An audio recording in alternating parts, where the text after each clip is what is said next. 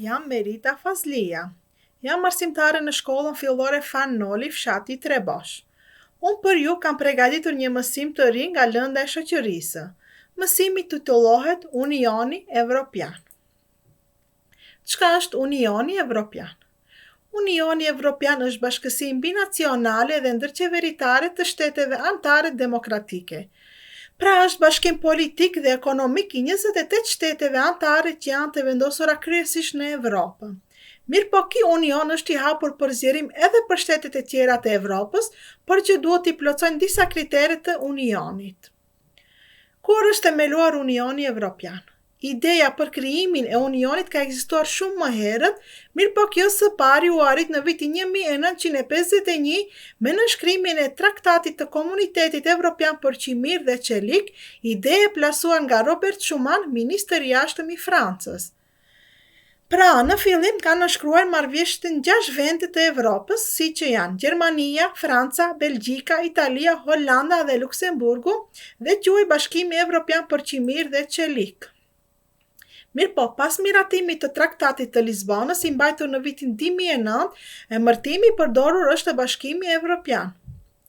Sot Bashkimi Evropian numëron 28 shtete anëtare, së bashku me Britaninë e Madhe dhe rreth 510 milion banor. Britania e Madhe në vitin 2016 doli nga Bashkimi Evropian Brexit. Brexit do me thënë një ndërthurje e fjalëve British ose Britania dhe exit në dalje, tërheqja britanike nga Bashkimi Evropian. Bashkimi monetar euro. Ky bashkim monetar u kryua në vitin 1999 dhe hiri në fuqi në vitin 2002 dhe përbëhet nga 90 shtete anëtare të Evropës. Pra janë 90 shtete anëtare të Evropës të cilat e përdorin monedhën euro. Bashkimi Evropian sot përbën një treg të fuqishëm botëror. Ka sistem të standardizuar të ligjeve që zbatohen në të gjitha shtetet anëtare. Politikat të BE-së synojnë të sigurojnë lëvizjen e lirë të njerëzve, mallrave, shërbimeve dhe kapitalit në tregun e brendshëm. Mbajnë politika të përbashkëta për tregti, bujqësi dhe zhvillim rajonal. Marrëveshja Schengen.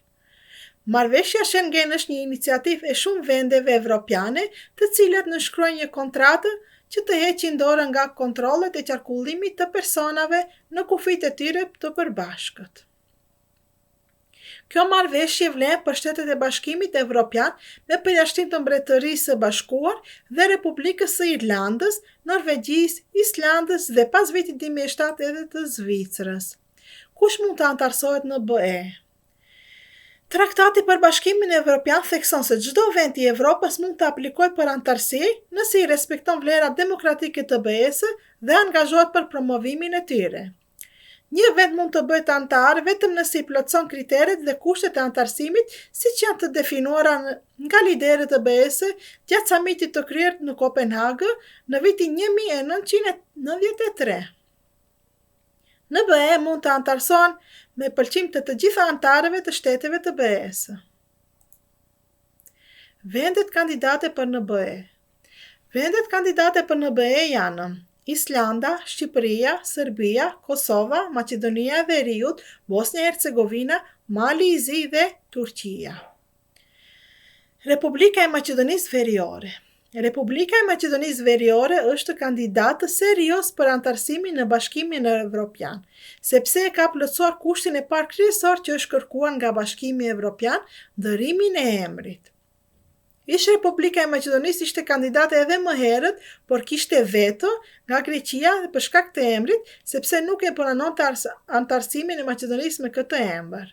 Veto do me thënë se një shtet vendos ndonjë kusht, atëherë nuk mund të bëhet antarësim për në BE. Pra kjo ishte gjitha e përgatitur nga unë për ju nxënës të dashur. Ju faleminderit për vëmendjen, shihemi radhët